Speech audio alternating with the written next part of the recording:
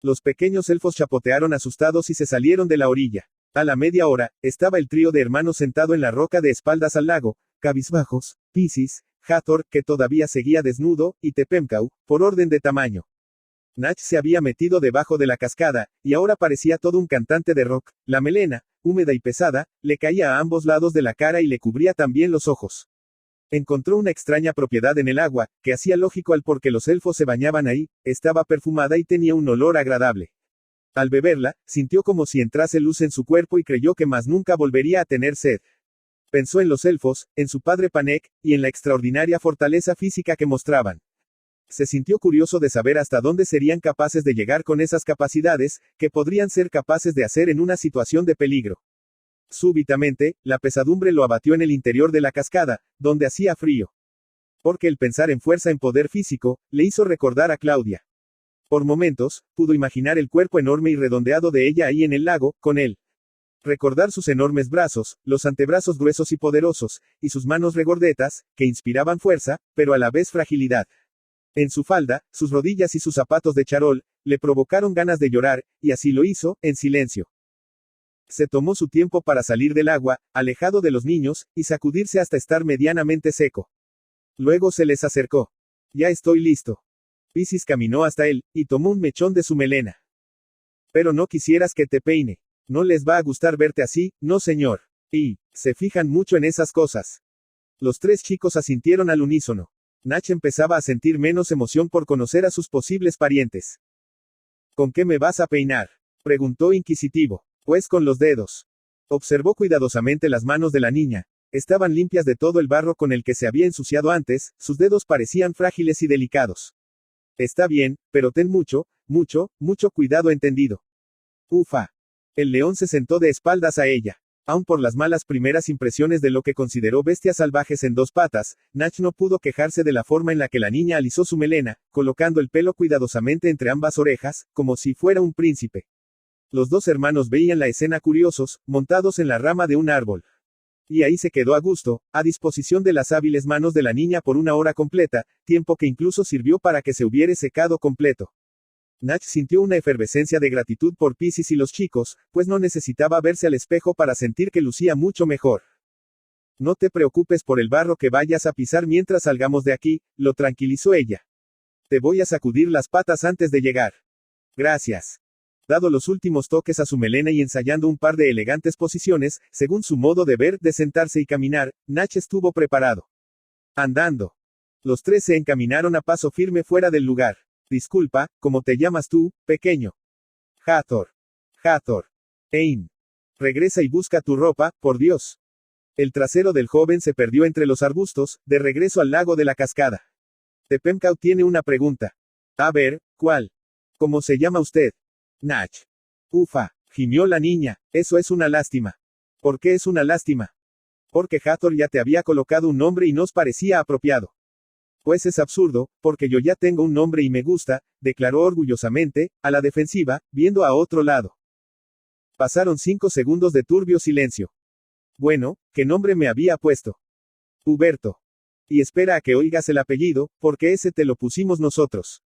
Huberto Nalgada del Corral, dijo Piscis, con solemnidad. Tepemcau piensa que eso denota fuerza y nobleza, como esas familias que son de alta alchurnia. Sipi, mucha fuerza, eso lo sabemos de papá Panek, que pega unas nalgadas que no veas. El león tuvo que contener unos ardientes deseos de volver a rugir. Optó por ignorarlos. Una vez hubo llegado Hathor, esta vez vestido, emprendieron la marcha a las colinas verdes, donde estaba el hogar de los chicos, y de ahí por un largo sendero que se perdía como una larga serpiente de cal en las montañas, en dirección al pueblo. Natch se percató de que en todo el día no hubo una sola nube en el cielo, fenómeno bastante raro, estando tan cerca del mar, y que ya la tarde estaba avanzada, puesto que el cielo, poco a poco, iba cobrando un tono naranja espeso. El espectro de Saturno se hacía cada vez más intenso. La brisa se estaba volviendo más fría. El delgado hilo de humareda negra que había visto horas atrás se había convertido ahora en un intenso vapor que llegaba hasta el cielo, coronando el ras del valle con visiones de tejados puntiagudos y clásicas chimeneas altas con forma de lanza, y molinos. En el pueblo había una cantidad más bien mediana de gente, todos elfos, altísimos, con rostros angulosos, quijadas puntiagudas, ojos rasgados y de colores amarillentos, azules y verdes, cabellos amarillos o intensamente plateados y largos, parecían versiones humanas de Natch. Uno de ellos cargaba sobre su hombro dos barriles amarrados uno sobre otro y, con la otra mano, llevaba un puño de cadenas que arrastraban una enorme carreta, que estaba llena de utensilios de campo, hebillas y pacas de heno. El lugar era extremadamente limpio, y las casas parecían estar bañadas de una laca que las hacía brillantes, los jardines eran preciosos e impecables, las flores estaban ordenadas por color y tamaño, las frutas colocadas en cestos alrededor de las aceras para ser tomadas sin costo alguno. Los faros de bombillas redondas y grandes estaban ya encendidos, el cielo se había tornado rojizo. No tardaron en llegar hasta el centro de la ciudad, abierta por una inmensa redoma de adoquines con una gran fuente en medio, que daba paso a un palacio enorme, que sobresalía entre todo el pueblo. Pues aquí estamos ya, anunció Hathor. Vamos a tocarles la puerta. Caminaron por la larga alfombra roja hasta estar frente a la inmensa plancha de madera dividida en dos. El hermano mayor tocó la puerta 3 veces. De haberlo hecho un poco más, la madera seguramente se habría astillado bajo sus nudillos. Se escucharon unos pasos lentos, seguido por la seca rosca de un alargado resquicio que se abrió de golpe en la madera, dejando ver un par de ojos amarillos. Sí. Venimos a ver a los bichos, exclamó Hathor. Venimos a visitar a los leones, lo interrumpió Natch. Como puede usted apreciar, tengo interés en hablar con ellos. Aquella mirada penetrante se posó en el felino, revisándolo desde las patas hasta el hocico. El resquicio se cerró de golpe y la puerta se abrió. Un elfo anciano pero con el porte de un rey, delgado, vestido con prendas negras y plateadas, de frente amplia y arrugada, patillas largas y cabello igualmente largo y atado en trenzas, los recibió. Puede pasar usted, pero los chicos se tienen que quedar afuera. ¿Por qué no podemos? Chilló Piscis, molesta. Porque no tienen invitación, a menos que hayan traído regalos y agasajos. ¿Regalos y agasajos?, preguntó el león, incrédulo. Sí, es la única forma en que los leones conceden una breve audiencia. Lo siento, pequeños, pero las reglas son las reglas. Disculpe, pero no podrían acompañarme aun si yo lo quisiera. Llevo 40 años tratando y atendiendo a los leones, y sé bien que no les agradará. A usted, sin embargo, le permito el paso sin problemas al palacio, pues aun cuando ha llegado de forma inadvertida, sé que a ellos les interesará conocerlo. ¿Puedo saber su nombre, si es tan amable? Natch de Ravencourt III, gruñó Natch, de mala gana, y desanimado por aquella diplomacia tan fría y arrogante. Bien, pase usted, por favor. El león le dio la espalda al mayordomo y encaró a los 3 pequeños elfos. Espérenme en la fuente, algo me dice que no estaré mucho tiempo en este lugar. Upa upa, contestó Hathor en confirmación. Nosotros iremos a zampar un helado por ahí. Te veremos cuando salgas, Krang. Natch, bestia atolondrada, corrigió el león. Me llamo Natch. Los niños rieron y se marcharon. El mayordomo, que aún inspeccionaba a Natch con ojo crítico y talante curioso, acabó de abrir las puertas haciendo un gesto educado con la cabeza. El lugar era enorme, las paredes de piedra lijada, y el gran pasillo que se abría al frente estaba rodeado por armaduras de hierro, con los brazos extendidos arriba y al frente, sosteniendo una espada cuya punta tocaba la de la armadura de adelante, haciendo un largo camino reverencial propio de un monarca. Más allá, las anchas escaleras se dividían en 2, y se entrelazaban hasta llegar al piso de arriba, que estaba coronado por una pared con un gigantesco retrato de una corona dorada, perlada en sus puntas por diamantes ovalados. Al pasar por el camino de las armaduras, subir las escaleras y caminar por el largo pasillo lleno de ventanales, llegaron, por fin, a las puertas de la sala real. ¿Por qué hay que caminar tanto?, interrogó Natch, de mal humor. Siento que he caminado más desde que entré a este castillo que el recorrido que hice para llegar a él. Interesante observación, contestó el elfo, extrañado, y fascinado por su personalidad. Tenga usted un poco de paciencia, por favor, pues es la hora de la siesta de los leones, y es posible que estén durmiendo todavía. Natch giró los ojos. El hombre abrió las puertas y caminó dentro del salón, lleno de sofás enormes y rosados, y colchas infladas y redondas, con esponjosos cobertores rosa, repleto de almohadones. El espectacularmente bello, imponente, formidable, excelentísimo y majestuoso Natch de Ravencourt III viene a ver a los hermosos, inmejorables, geniales, poderosos, fantásticos y magnánimos leones. La cabeza de un león visiblemente más grande que Natch, y con un pelaje menos pardo, se asomó entre las almohadas de la colcha más cercana.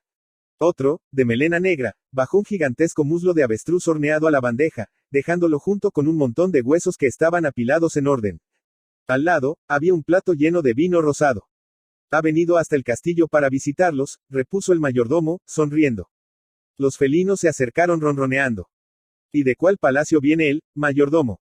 Preguntó el león grande, sorprendido. De ninguno. Se presentó con 3 niños elfos. Los 2 leones se horrorizaron. Exclamó, afectado, el de melena oscura. Y no tienen microbios. Se veían sanos, repuso el anciano. Ok, retomó el de la melena más clara, intentando ponerse en el papel de anfitrión. Nosotros nos llamamos Hermoso y Precioso. ¿Y tú, cómo te llamas? Nach se quedó 5 segundos en silencio, incrédulo. Me llamo Nach. Hola, Nach, contestó Precioso, haciendo ímpetu en la H como si le costara pronunciar un nombre tan áspero. ¿De qué parte de Titán vienes? De ninguna, contestó Panek, saliendo de detrás de una columna, con un traje largo y blanco, y un cinturón plateado. Vino del cielo, en una cápsula. Hermoso y Precioso hicieron un largo y suave OOH de impresión. ¿Pero de dónde viniste? ¿De qué parte eres, exactamente? Preguntó Hermoso, haciendo que el mayordomo, a quien parecía interesarle más la pregunta, se sobresaltara. Vengo de Plutón, respondió, reticente a dar detalles importantes. Plutón, OOH, y hay muchos de nosotros por allá. No, solo yo, que yo sepa. Oh, vaya, suspiró, desanimado. ¿Y qué hacías en Plutón? Interrogó el anciano. Trabajaba por mi cuenta. Nach se sentía herido en su propia moral, porque le parecía patético el modo de vida de aquellos que eran como él, pero a la vez no era capaz de confesar que trabajaba en un circo. Aquel encuentro, que estuvo soñando buena parte de su vida y que resultó no ser ni la mitad de emocionante de lo que le esperaba, se estaba tornando cada vez más desagradable y frío.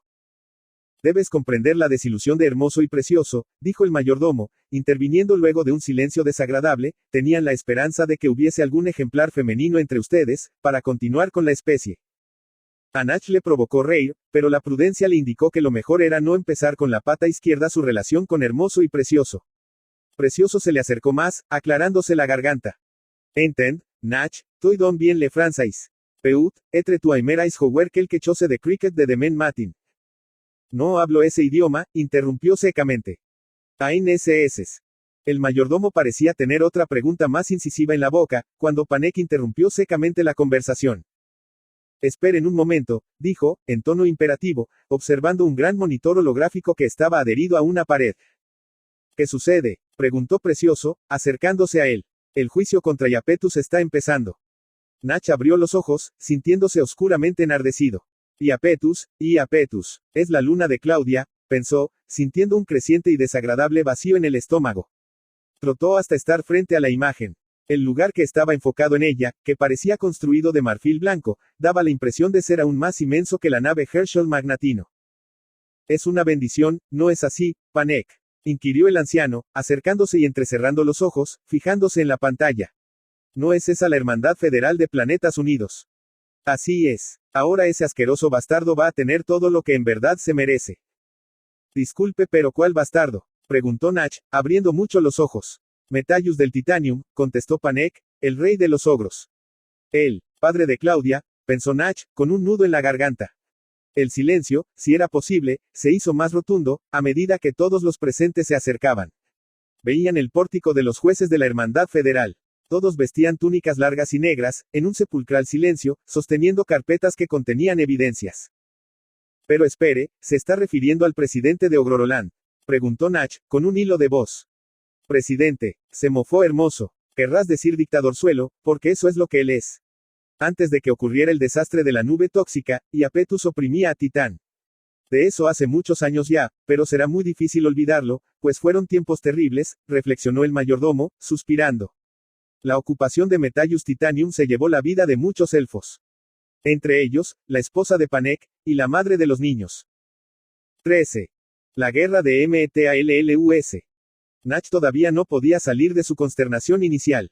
Por ello, una y otra vez, se vio a sí mismo en el tren aéreo de Plutón, recordando frase por frase cada conversación con su amiga, y las palabras exactas de ella. Sí, su nombre era Claudia del Titanium, y sí, Panek claramente se estaba refiriendo a su padre.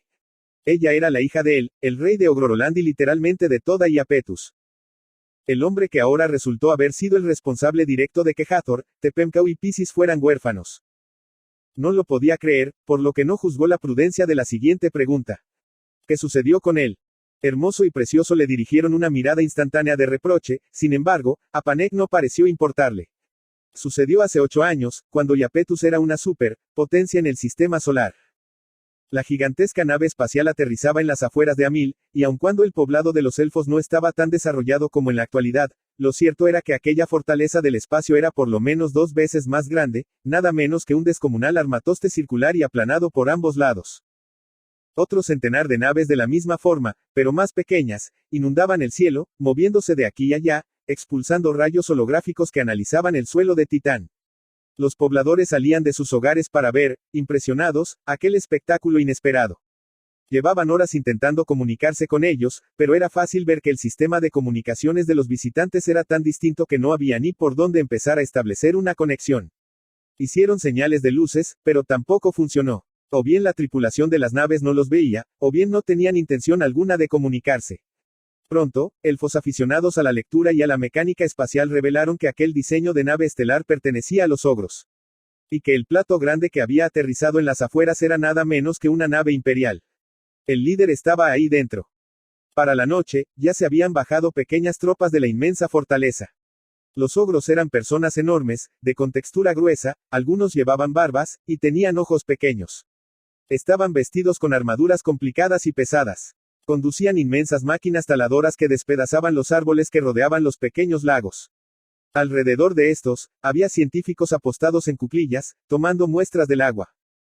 Para el amanecer, los elfos habían visto, atónitos, como una maraña de intestinos negros emergía de la panza de la nave principal, y los ogros se conglomeraban para amarrarlas a sus enormes camiones, estirándolas y llevándolas hasta donde había agua. Aquellos eran tubos, y no se tomaban más de 20 minutos en aspirar lagos enteros. Mientras tanto, en el poblado, decidieron organizar una comisión para hablar con los visitantes. Incluso hasta ese punto, reflexionó Panek, haciendo un alto a su historia, queríamos establecer un vínculo diplomático con ellos. Hablar un poco, darles una bienvenida apropiada, y negociar nuestro agua. Iapetus era poderosa gracias a su tierra tan magníficamente fértil, sin embargo, esta apenas valía la mitad de su valor si no era fertilizada con el agua de Titán, que tiene minerales únicos en el universo, y posee propiedades curativas. Una comisión de elfos, entre ellos Panek, fue elegida rápidamente para ir a hablar con los extraños visitantes. Uno de los elfos más jóvenes llevaba también un saco con esferas de platino. ¿Para qué llevas eso contigo?, preguntó uno de los ancianos. Puede ser que les interesen también nuestros metales, Titán tiene más cosas que explotar de lo que crees, contestó. Y caminaron a través del campo, hasta llegar a los dominios del enorme disco espacial, que abarcaba todo el panorama, y era mucho más alto que el palacio central de Amil, lugar donde vivían los leones hermoso y precioso. Fueron alumbrados por un gran círculo de luz, como si fuesen prisioneros que están intentando escaparse de una cárcel. Merian, una elfa de cabellos larguísimos y dorados, como hebras de oro, decidió que lo mejor era quedarse de pie y no avanzar un paso más. Las pupilas de sus hermosos ojos violetas se contrajeron hasta ser pequeños puntos negros, levantó un brazo para colocarlo en su frente, a fin de que la luz no la encegueciera. No tardaron en llegar unos sujetos enormes, parecían tanques de guerra vivientes, con enormes armaduras de combate que llevaban hombreras triples, ornamentas alrededor del cuerpo, bisagras de oro en los puños, y nudillos compuestos con esferas de titanio y pinchos. Visto a los ojos de los ogros, Merian parecía un simple hada, pero más grande. Cuando el enorme cuerpo de ambos guardas se interpuso al foco de luz que encandilaba a los elfos, estos sintieron inmediato alivio, como si hubiesen sido sacados de la sartén. ¿Quiénes son ustedes? ¿Qué quieren aquí? Mi nombre es Merian, contestó con seguridad y firmeza, dando un paso adelante. Lo que ven es una comisión élfica que ha venido a hablar con ustedes. ¿Puedo devolver la pregunta? Los ogros se vieron entre sí. Esa es información confidencial, y no estoy autorizado para dárnosla. Sí, lo atajó. Entonces quiero hacer una petición formal para hablar ante su líder. Esta vez, ambos gendarmes guardaron un silencio sepulcral. Entiendan que esta es nuestra luna, nuestra casa, y ustedes han aterrizado inadvertidamente. El que Titán no tenga un gobierno central no quiere decir que esta es tierra de nadie, ni que reine un estado de anarquía. Está la filosofía de los elfos. Hasta hace poco no hubiésemos esperado menos de la diplomacia de Ogrorolandi, y, francamente, ahora está dejando mucho que desear. La elfa guardó silencio, y penetró con su profunda mirada primero a un guardia, y luego al otro. Ambos, que tenían que ver hacia abajo para ver a una persona que, apenas, medía 1,85 m de estatura, habían quedado absolutamente desarmados frente a sus palabras. Una voz electrónica emergió detrás de los ogros, y se escuchó con toda claridad: infórmenles que esperen. Merian se fijó en el aparatoso pecho metálico del ogro, que llevaba una pequeña hendidura. Les agradeceríamos, además, que apaguen esa luz que han dirigido sobre nosotros, por favor, pues nos resulta desagradable, dijo en voz alta, dirigiéndose específicamente a la hendidura, que era de donde había salido aquella voz. Casi al instante, el proyector de luz se apagó, dejándolo sumido todo, otra vez, en una titilante claridad amarillenta. Los dos ogros permanecieron de pie en el lugar, sin decir nada. Los oscuros ojos que los veían a través de los cascos cerrados de las armaduras eran tan secos que ninguno de los elfos se tomó la molestia de sostenerles la mirada. Las palabras de Merian habían dado más resultado del esperado, reflexionó Panek, viendo hacia la ventana, pues quien se bajó a recibirnos fue el mismo líder de los ogros, Metallus del Titanium. Los elfos no se habían separado, permanecían juntos, inalterables, y así esperaron 30 minutos. Una plataforma se abrió desde el centro de la nave nodriza, y de ahí empezó a descender, como si fuese un ascensor mágico, una plataforma circular, bañada por un tubo de luz que venía de arriba. Escoltado por dos ogros, que vestían armaduras doradas y eran todavía más grandes y complejas que la de los soldados que tenían enfrente, un tipo enorme, de por lo menos 7 metros, con una armadura azul y blanca, se aproximaba.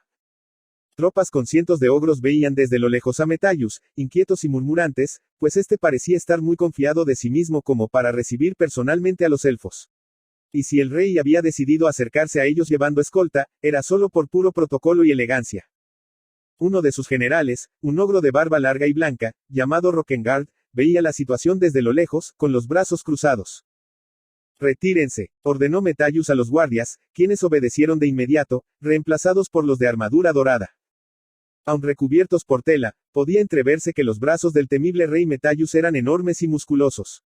Las rodillas de su armadura parecían escudos brillantes, el torso de la armadura tenía la forma de la cabeza de un dragón y las sombreras estaban llenas de espinas largas y gruesas. Había otro detalle más, uno de los guardaespaldas de armadura dorada llevaba a un bebé en brazos, una niña que estaba tapada por mantas de cuadros. Metallus se quitó el casco para hablar con Merian. «Buenas. ¿Quién es usted?» «Merian, y vengo en representación de Amil, el pueblo élfico». «Ah, sí, ¿y qué desea?» «Negociar el agua que están sustrayendo de nuestros lagos, y también regular las cantidades en que se las llevan, pues a este paso, no dispondremos de ella nosotros mismos». Metallus hizo silencio por un momento y giró la cabeza para ver al guardia. «Devuélveme a mi hija», pidió. Mientras le extendía cuidadosamente a la niña, y éste la recibía entre sus brazos, Merian se había dado cuenta de que aquel hombre no le estaba gritando expresamente a ella o a los otros guardias que se habían retirado, sino que hablaba así. Panek oteaba cautelosamente el horizonte, lleno de figuras de ogros, como un ejército medieval llenando la cima de una colina, apostados para ver la escena.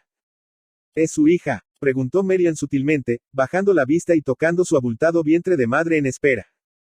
Sí, nunca me separo de ella. La elfa veía con gran candidez a la niña en los brazos de su padre, sus ojos violetas se hicieron aún más dulces.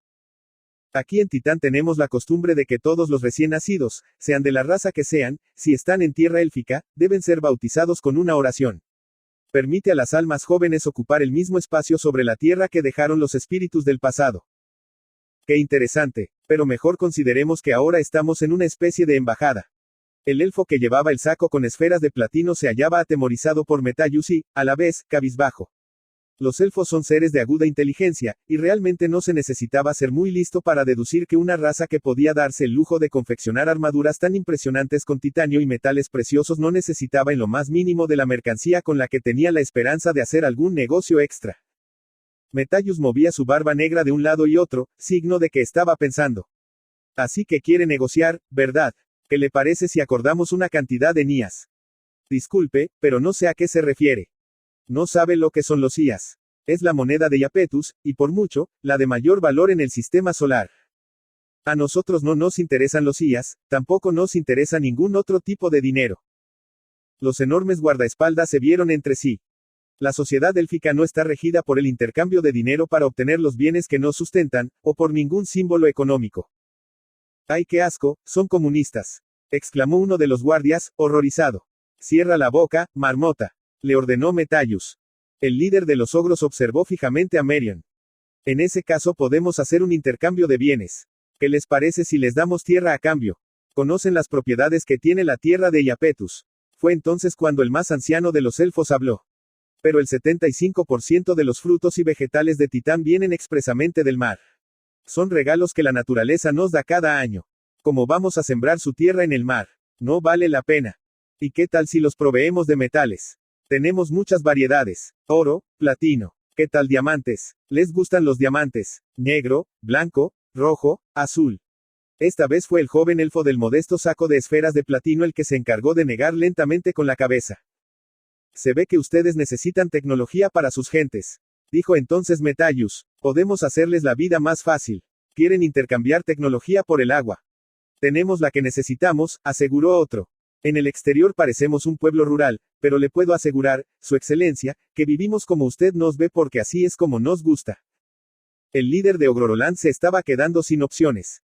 Muy bien, dijo, después de una larga pausa. ¿Qué tal si ustedes colocan el precio, sea lo que sea que ustedes quieran? Merion dio un paso al frente.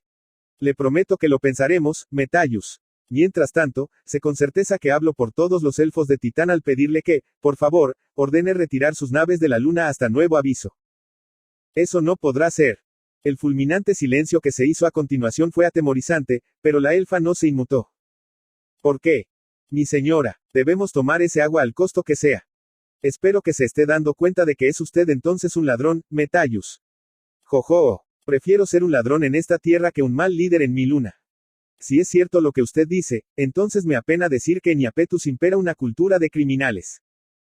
Todo es política, mi querida dama, todo es política. Puedo impulsar todavía más la economía si poseo ese agua. Primero pienso en mi luna. Panek hizo un mohín de asco, mientras que los otros elfos murmuraron entre sí, enojados. Así que piensa usted robarnos todo por el bienestar de su luna, repuso Merion, lentamente, entonces tendremos que defendernos. Me está diciendo que piensan defenderse. Ridículo. Si va a pensar en el bienestar de todos, elfa, entonces hágalo cobrando un precio. Porque le aseguro que puedo hacer que las cosas se pongan muy mal. Panek se adelantó impetuosamente, pero Merion le puso rápidamente una mano en el hombro. Iapetus tiene un líder ignorante. Ha venido ignorando la idiosincrasia élfica, e igualmente ignora nuestra capacidad defensiva. Veamos si usted ignorará también lo que la Hermandad Federal de Planetas Unidos tenga que decir al respecto, lo retó ella, con sagacidad afilada en la voz. Pues hágalo, llámelos y veremos si la palabra de los elfos puede más en la balanza de intereses política del sistema solar que Ogroroland. Dos pueden jugar el juego de la política, Metallus. Esta misma noche comunicaremos a todos los pueblos del sistema solar que Titán empieza a comercializar su agua. A todos se la venderemos a la mitad del precio que desde ya pensamos vendérsela a usted. Cuando mañana mismo aterricen las naves sobre los campos de Amil y vean lo que usted hace, le garantizo que tendrá una unión de planetas y lunas declarándole la guerra. Supongo que después de todo, más de un gobierno o reino, sabiendo que Iapetus tiene a alguien como usted de líder, querrá evitar que su luna se haga una potencia más grande de lo que ya es. ¿No le parece? El enorme ogro se quedó pasmado. No es irónico, Metallus, exclamó Merion, con potente voz. Ha sido usted mismo quien me ha hablado de este juego de la política, y siento que ya somos capaces de jugar a ella mejor que usted. La barba de Metallus comenzó a moverse más deprisa que nunca. Espere un momento. Todavía podemos llegar a un trato. Los tratos se han acabado por hoy, señor. Mañana tomará usted su lugar en la venta del agua junto con los otros gobiernos e imperios y esperará su turno según lo juzgue convenientemente un ministerio de economía élfica muy eficiente que le aseguro estará conformado antes del amanecer. Los elfos se dispusieron a retirarse del lugar, pero antes, Merion se dio la vuelta y encaró al líder de Iapetus otra vez. Por último, mi estimado Metallus, si piensa seguir un minuto más en Titán, tendrá que respetar las tradiciones de nuestra luna. Voy a bautizar a su hija con una oración. ¿Qué dice? Merion se abalanzó hacia el ogro, levantando los brazos. Panek gritó algo que en el momento nunca fue escuchado, e intentó, demasiado tarde, de tomarla por el hombro. Las túnicas de la hermosa elfa bailaban con majestuosidad por el viento.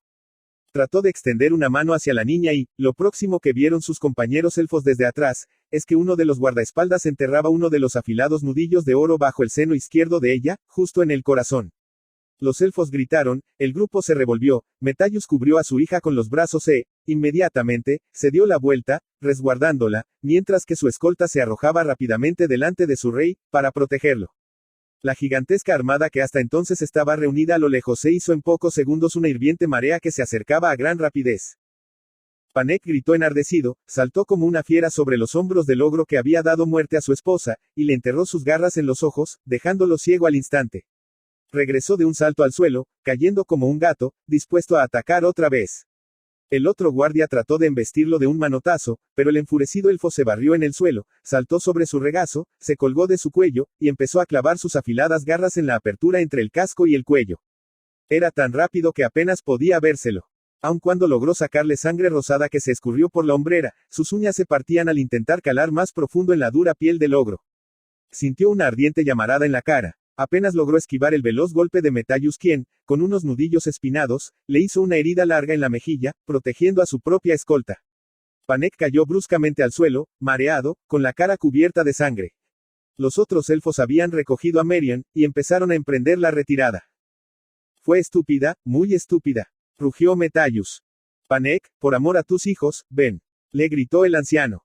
Merion todavía vive, musitó Panek, acariciando la cicatriz en su mejilla. Eso fue lo que me dijo. Se hizo un profundo silencio, y Natch volvió a la realidad, y lo sintió como si hubiese despertado de una agria pesadilla.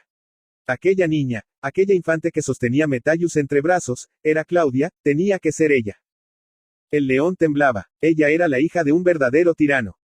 Fue entonces que Merion dio a luz a Piscis esa noche, justo antes de morir, repuso el mayordomo, en voz baja. Extrajeron a la niña de su vientre, y murió con su hija en brazos. Pero eso no fue todo. Temiendo que los elfos dieran inicio al plan de Merion, o tal vez a algo peor, los ogros destruyeron todos los sistemas de comunicaciones posibles que existían en Titán. La nave nodriza abandonó la luna, no sin antes llevarse toda el agua que pudieron, hasta secar los lagos. Bombardearon su único sistema tecnológico con el más terrible arma que tenían los ogros, el dedo del diablo que era disparado desde la estratosfera, y arrasaba todo lo que conseguía a su paso, en una línea recta conformada de energía pura. Las aldeas, templos, bosques, valles y colinas se desintegraban. El dedo del diablo arrancaba las cosas de la tierra, y las hacía pedazos en el aire, hasta que dejaban de existir. Los elfos quedaron literalmente aislados.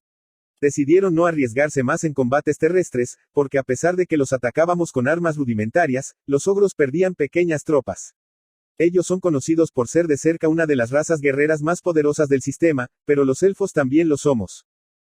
Después de hacer una larga demostración de poder, se retiraron, pensando que con ello quedaríamos amilanados, pero se equivocaron.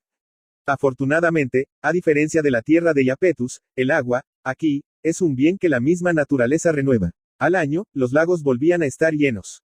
Y cuando eso ocurrió, los elfos empezamos a integrar una economía, y a comercializar el agua. Al poco tiempo, comprendimos que el único error que habíamos cometido en esa campaña era no predecir qué tanto crecerían nuestras arcas de dinero. Por ello, resolvimos darles un excelente uso, en pos de que nunca más volviera a suceder lo que no sucedió. En Titán empezaron a nacer las ciudades, que se convirtieron en metrópolis y, más tarde, en grandes capitales incluso dentro del sistema solar. Los ogros no se atrevieron a acercarse los primeros años, pero eventualmente tuvieron que hacerlo, por medio de un representante que abanderaba una diplomacia que nada tenía que ver con la brutalidad con la cual se acercaron la primera vez. Fueron muy tontos al creer que podrían engatusarnos. Tal como resolvió Merion, el agua se le vendía a Iapetus no al doble o al triple, sino al cuádruple del precio. Y no les quedó más remedio que pagarlo. Cuando nos enteramos de que podía haber compradores de otros mundos que revendieran el agua a Ogroroland por un precio más asequible, por ejemplo, al triple del precio, entonces subimos el costo para los ogros a 8 veces el precio del agua, para que así los revendedores hicieran su gran negocio vendiéndoselos a 5 o como mucho 6 veces el precio. Aunque no lo parezca, Titán está muy bien defendida, y como no, muchos otros líderes del mismo corte de Metellus del Titanium se nos acercaron para comprar agua. Pero como te he dicho ya, esta vez estábamos preparados, y fue por ello que el triunvirato de Porcia, o un gran aliado de nuestra luna Titán, el emperador Gargajo y su esposa Flema, hicieron todo lo posible para estar en buenos términos con nosotros, incluso hasta llegar a otros tratos y trueques que no tenían que ver con el agua. Luego vimos lo que le sucedió a Iapetus, la luna de los ogros. Ellos tuvieron una desgracia peor que la que nos ocasionaron a nosotros. 1000 veces. Y sí, ese incidente que sufrió su atmósfera con una nave de silos químicos lo ocasionamos nosotros. Lo ocasioné yo, Siseo Panek. Nadie más. Y no me arrepiento de ello. Me enorgullezco. El anciano apoyó su huesuda mano sobre el hombro de Panek, con pena. Hermoso y precioso habían estado escuchando en profundo silencio. Natch quería estar solo lo antes posible. Estaba aterrorizado. ¿Qué harían si supieran que él estuvo acompañando a la hija, a aquella niña que Panek había visto hacía 8 años en los brazos de Metellus? Porque sí, era muy fácil deducirlo. Demasiado, de hecho.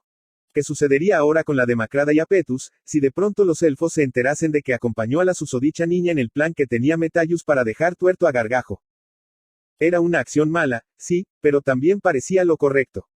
Y Canongorf, el agente especial Canongorf, en el tren aéreo, cuando él y Claudia vieron su cadáver. Tuvo que haber sido asesinado por un elfo.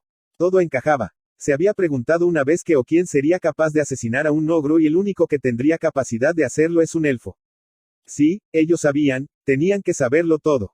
Posiblemente, incluso lo hubiesen visto en el tren acompañándola. El león sabía que estaba siendo objeto de observación. Precioso lo veía fijamente. Lamento mucho que sus 3 hijos hayan crecido sin madre por culpa de un tirano, dijo Nach, intentando no temblar. 2, corrigió Panek. Pisis y Tepemcau fueron hijos nuestros, a Hathor lo adoptamos. Pero esa es otra historia. El mayordomo subió el volumen del monitor holográfico con su simple pensamiento. Ahora sí, dijo por fin. Va a empezar el juicio contra Metellus. 14. Metallus es condenado. A pesar de que Claudia se había despertado hacía unos 5 minutos, no podía abrir los ojos, y ello se debía a que no se acostumbraba a la luz. Su cerebro adormecido apenas había cobrado la suficiente lucidez para darse cuenta de que no estaba muerta, y que tampoco se hallaba en su cama, en Iapetus. Escuchaba unos pasos familiares que iban de aquí para allá, muy cerca de ella. Vamos, levántate, niña atolondrada, que ya sé que estás despierta. No tienes idea del lío en que estamos. La voz también era familiar, pero no conseguía recordar nada. Se hallaba demasiado atontada. Lentamente se sentó sobre la colcha, poco a poco, como un cadáver inmenso que regresa a la vida. Inmediatamente sintió un paño húmedo, muy caliente, restregándole los ojos. A ver si quitándote las lagañas de piedra que tienes abres los ojos. Allá afuera hay por lo menos 30 jueces que quieren hacer trizas a tu padre, y puedes estar segura de que a ti también te llamarán al estrado para compadecer. ¿Dónde estoy? En la luna Elara, tonta, te encuentras en la Hermandad Federal de Planetas Unidos. Me extraña que después de este escándalo todavía se dignen a reservarnos un ala especial con dormitorio. La niña abrió los ojos de golpe. Su visión confirmó en segundos lo que sus oídos no pudieron en minutos. Frente a ella estaba un ogro joven, fuerte, con la cara muy limpia, afeitada, de barbilla redonda y mejillas blanquecinas, cabellos negros peinados hacia un lado y unos anteojos. Calizo. Sí, yo mismo. Claudia se lanzó a abrazarlo. No tienes idea de todo lo que ha pasado, Calizo. No, tú eres la que no tienes idea de todo lo que está pasando, niña. El ogro la tomó de la cintura y la sentó nuevamente en la cama, con facilidad. El plan para dejar tuerto a Gargajo no solo salió horriblemente mal, no solo es de conocimiento público que los ogros planeamos todo, sino que además, ahora nos acusan de haberlo matado. ¿Me puedes decir qué diablo sucedió allá arriba, Claudia? A la niña le entró un frío mortal que le congeló el alma. Oh, ay, Dios. No has causado solo un lío, sino un desastre descomunal. Dime qué pasó arriba. Quería cumplir la misión de Canongorf, quería ir y dejar tuerto a Gargajo en su lugar. ¡Qué idiotez más grande! Pero no lo maté yo, Calizo, tienes que creerlo. No he sido yo.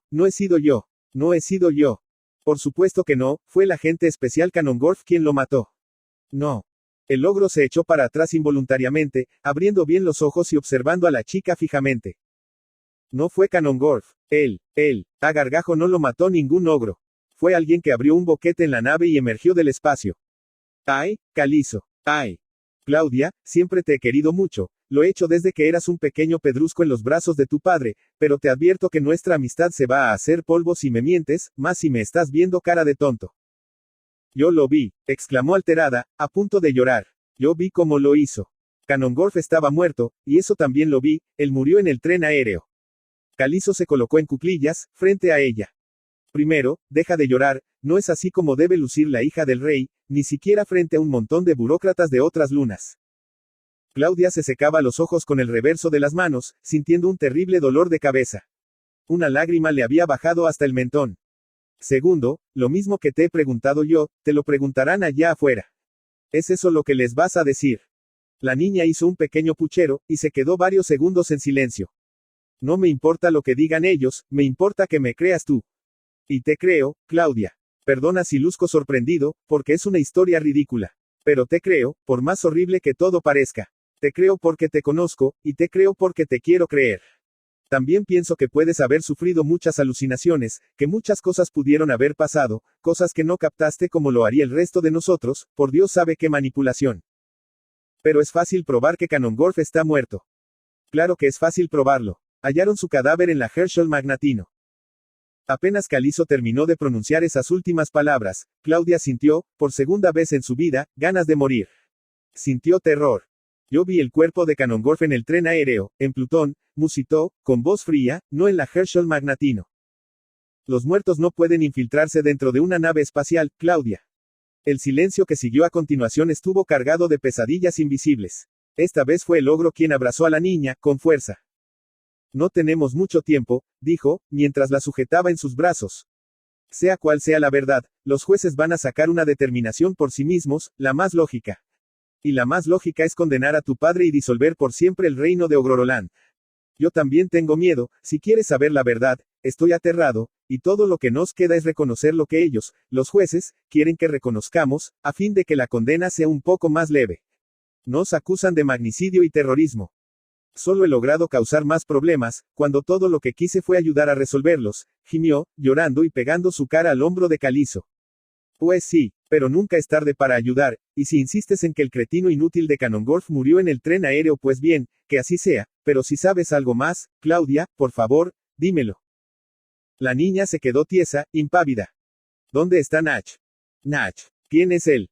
Es un león, me acompañó durante todo el camino. Calizo dejó entrever, con el gesto en su cara, que sintió más desilusión e intranquilidad que la que ya tenía. No, Claudia. Como llegué hasta acá, cuando me encontraron, los mismos soldados de la nave, ellos te salvaron a último minuto. Y no analizaron el cuerpo de Gargajo. Si le realizan una autopsia puede ser que determinen la verdad, que murió cuando el hombre que se metió dentro de la nave lo mató. Imposible, mi niña, el cuerpo de Gargajo se perdió. Se perdió, gritó, poniéndose de pie. Medía como 60 metros, Calizo. Sí, eso escuché, créeme que todos nos quedamos de piedra cuando supimos cómo era en verdad. Pero a lo que me refiero es que no pudieron sacar el cadáver del lugar, el cual explotó poco después de que te sacaron a ti. El emperador Gargajo, o lo que queda de él, está flotando sin rumbo, perdido en el espacio. La niña se llevó la mano a la barbilla, meditando, con el corazón latiéndole todavía deprisa. Debo decir la verdad, Calizo. ¿A qué te refieres? Debo decirles la verdad allá afuera. Todo lo que hice fue quitarle un ojo a Gargajo, porque le arrojé una espada. Tenía muchos ojos, así que era imposible dejarlo tuerto, no sin que él alcanzara a aplastarte primero. Aún dentro de esa descabellada teoría cometiste un error letal. Dejaste que él te viera. Lo sé, pero en el momento no me importó, porque apareció el tipo del que te estoy hablando. El que salió del espacio. Todo pasó demasiado rápido. El ogro se llevó una mano en la frente y se sentó en la cama. Ahora soy yo el que quisiera dormir. Sacó un pañuelo del bolsillo de su pantalón, se quitó los anteojos y empezó a limpiarlos, con metódica lentitud, mientras continuó hablando. Para empeorar todavía más las cosas, quien funge como jefe de los jueces es un elfo. ¿Eso qué tiene que ver? Nada, no estás en edad para entenderlo, dijo, suspirando. Metellus ha convertido a mi padre en hombre de confianza para que te dé las riquezas que necesitas para vivir bien, pequeña. Claudia se quedó de pie, sin moverse. Está haciendo todo lo posible para que sus ministros no sean condenados también.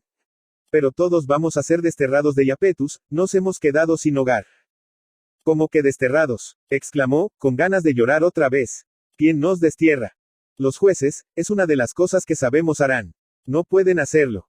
Sí, si no se encuentran culpables. Le van a quitar todo el poder a Metellus y al reino, y vendrá un gobierno de la Hermandad Federal de Planetas a tomar el mando de Iapetus. Claudia apoyó su brazo de la puerta y se enjugó los ojos otra vez. Nos van a quitar nuestro hogar. Calizo Popstone decidió bajar la mirada y seguir limpiando sus anteojos. ¿Dónde está mi padre? Lo están interrogando en este momento. La niña tenía miedo de ir a verlo, de hablar con él. Se sentía miserable. Los ogros creían que por su culpa todo había sucedido. La niña pensaba ofrecer su vida, si con eso pudiera regresar al tiempo. Si pudiera regresar solo una semana. Prometo que acabaría con mi vida, me mataría yo misma, y así no sucederá nada, así las cosas estarán mejor. Quiero morir. Quiero estar con mi padre. Lo están interrogando, ¿no querrías estar en ese lugar ahora, Claudia? La cara de la ogro se arrugó, sintiéndose miserable. No, quiero estar con él. Igual, no te dejarían pasar a la sala. Ya te llamarán. Calizo comprobó lo limpio que habían quedado sus anteojos fijando la figura de Claudia en ellos, colocando los espejuelos cerca de su cara. La niña lucía cabizbaja, de espaldas. Igual, Metellus no se irá sin darle su merecido a todos los jueces. Han cometido el error de ponerlo a declarar frente a un micrófono, los debe estar dejando sordos ahora. La niña no pudo evitar sonreír. La puerta se abrió hasta la mitad y, entre la apertura, se asomó el medio cuerpo de un ogro. Ya la están llamando. Calizo se puso de pie y colocó una mano en el hombro de Claudia. Vamos. Entrar a la sala principal de la hermandad era como andar por la antesala de paredes pedregosas que tienen que seguir los gladiadores, para salir a la arena donde los espera una muerte casi segura, pero con diferencias notables. Los arcos eran tan altos como rascacielos y hechos de marfil. El suelo era del mismo material, pero completamente blanco, tanto que incluso parecía relucir, iluminado por una luz que se fusionaba con todo el lugar. Era tan espacioso que Claudia se sentía como una hormiga caminando en el medio de la calle y, en efecto, en escala, el lugar era así de grande. En cada columna que se encontraba a cada lado había un guardia sosteniendo una lanza. Parecía una dinastía del cielo que intimidaba y maravillaba a la vez. En el techo, que se encontraba a cientos de metros de altura, se hallaban en fila inmensas esferas blancas, y lechosas, que servían como focos de luz. Después de caminar por un largo rato, cruzaron una puerta altísima y delgada, y pasaron al Tribunal Supremo del Sistema Solar. Los jueces se hallaban en estrados enormes, había que observar hacia arriba para alcanzar a verlos. Colocados en fila, parecían los tubos que se levantan para dejar escapar el fúnebre sonido cuando se tocan las teclas de un órgano, y estaban organizados en igual orden de tamaño. Tras los estrados se ubicaba un ventanal gigantesco, donde se veía al colosal planeta Júpiter. Los jueces, con túnicas blancas, eran todos ancianos, menos el que estaba en el centro, el elfo, quien se veía fugazmente joven, con ojos grandes y amarillos, y mirada de felino. Claudia caminó fijándose en los estrados, pero por un impulso agudo, giró la cabeza a la derecha, y vio algo que la hizo llorar enseguida. Metellus estaba a pocos metros, parado frente a un púlpito, con las manos esposadas tras la espalda. Su piel era más blanca, casi lechosa, enfermiza, y su barba estaba raída y seca. Sus ojos pequeños estaban brillantes, perdidos en la nada. Parecía, de pronto, más anciano, cansado, de hombros caídos. Levantó la cara para ver a su hija, y la bajó otra vez al segundo. Un hálito de vida le entró al saber que ella estaba bien. Eso revelaba que no le habían dejado ver a Claudia en todo ese tiempo. Hicieron pasar a la niña a un panel de igual tamaño, un poco más al frente. Más adelante, en otro estrado, se hallaba un hombre muy delgado y alto. Una figura que ella reconocía, Osmel Cadamaren, el dueño de la Herschel Magnatino, quien se encontraba declarando ante los jueces. Con sus bigotes negros y brillantes, que parecían hechos de plástico, sus terribles ojos completamente negros con pupilas blancas, y su cara dura como una piedra, sus horribles ojeras ennegrecidas y su extravagante vestido a rayas, esta vez amarillas y negras, el magnate parecía un muñeco viviente, que movía los brazos de forma lenta. Todas sus preguntas me parecen justas y necesarias, sí, pero por desgracia, no puedo ofrecerles más detalles que los que yo mismo pude constatar desde el casino, que era el lugar de la nave donde yo estaba cuando escuché el primer impacto. Ordené que se cancelaran los juegos y que todas las personas se pusieran a resguardo de inmediato. Es lo mejor que pude hacer al momento.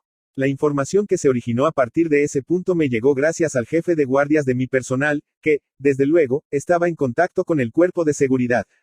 Todo lo que se lo he entregado a ustedes tal como llegó a mis oídos esa noche antes de evacuar la Herschel Magnatino y, ahora lo pongo a manos de ustedes, así como cualquier información que posiblemente puedan necesitar. El juez elfo, que escuchaba las palabras con talante serio, y aquellos ojos helados que parecían cortar el aire, juntó las manos y meditó las palabras que acababa de oír. Va a levantar cargos individuales contra Metellus del Titanium. Osmel Cadamaren giró la cabeza a la derecha para observar al rey sobre su hombro, y luego a la izquierda, para ver a Claudia. No, contestó al fin, su señoría, he perdido mi nave más preciada, la Herschel Magnatino, debido a una abominable acción terrorista. Pero lo más valioso, y lo que el señor Titanium no podrá devolverme, es la gente a bordo que perdió la vida, aun cuando es eso todo lo que yo quisiera, y no remuneración económica de su parte. Por ello, lo único que hago es dejarlo en manos de la Hermandad Federal, que es la que se encarga de juzgarlo por aquello que en verdad considero importante. Luego de un respetuoso silencio que duró pocos segundos, el juez elfo habló. Puede retirarse entonces, señor Cadamaren. El hombre se dio media vuelta y caminó lentamente. Sus ojos, que parecían estar encapsulados en un líquen claro que los hacía ver secos, se cruzaron con los de Claudia por unos segundos. El juez que estaba sentado a la derecha del elfo, un vampiro de rasgos delicados y rectos, también joven, se puso de pie, y anunció en voz alta. El máximo juez Ra procederá ahora a interrogar a una nueva testigo involucrada en los hechos acaecidos en la madrugada del día 43 del mes 8, fecha de Plutón. Presunta sospechosa de asesinato y cómplice de terrorismo. El juez se sentó, revolvió algunas cosas en su escritorio que no se alcanzaban a ver, al igual que el resto de los jueces. Menos Ra, el elfo, quien veía a Claudia con desprecio. Pasados varios segundos, cuando hubo un completo silencio, el juez habló, su voz se dejaba escuchar por todo el coliseo, con cierto efecto de eco. Diga su nombre completo. A pesar de ser la hija del máximo regente de una nación que gobernaba sin peros a una luna completa, Claudia siempre había sido una niña sencilla, fue por ello que le costó concebir que aquel hombre, desde aquel lugar tan importante y alto, le estaba hablando a ella. Claudia Nefertitis von Sugus del Titanium. Los jueces volvieron a revolver el papeleo de sus escritorios, como si estuviesen confirmando que se trataba, en efecto, de la hija de Metallus. Estuvo usted en la nave Herschel Magnatino hace 6 días.